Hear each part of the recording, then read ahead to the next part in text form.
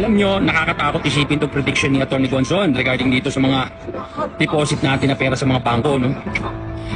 Alam nyo kasi sabi niya, kapag kinulang ang pera, reserve ng PDIC, is siguro malamang at sa malamang, yung mga deposito natin sa bangko is magamit. Di po ba? Kasi kung tutusin, wala na tayong may bebentang ginto na sa atin. Kasi pasikreto nga ibinenta ng Administrasyon Marcos ang ilang toneladang ginto natin, di ba? Hindi nga yung binalita. Kung hindi pa meron sumigaw na aliado ni Marcos, hindi malalaman na nakapagbenta ang Administrasyon Marcos ng ilang toneladang ginto. Pero tanungin mo kung saan napunta ang pondo, hindi nila alam, di ba? Kaya ang problema to, mamanahin to ng susunod na administrasyon. Isipin nyo, gumagana na lang ang gobyerno ni Marcos dahil puro sa utang. Yan ang masakit isipin, di ba?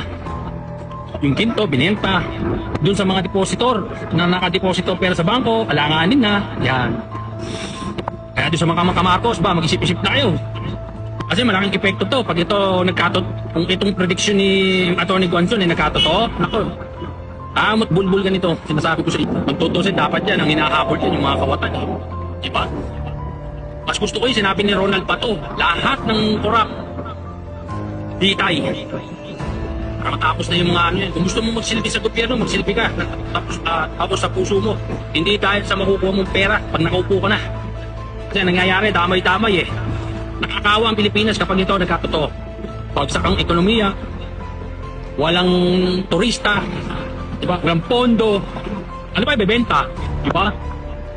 Nasa maayos ng kamay eh. Kasi yung mga nakaupo dyan, safety na. Pag alis nila, gutom ang Pilipino.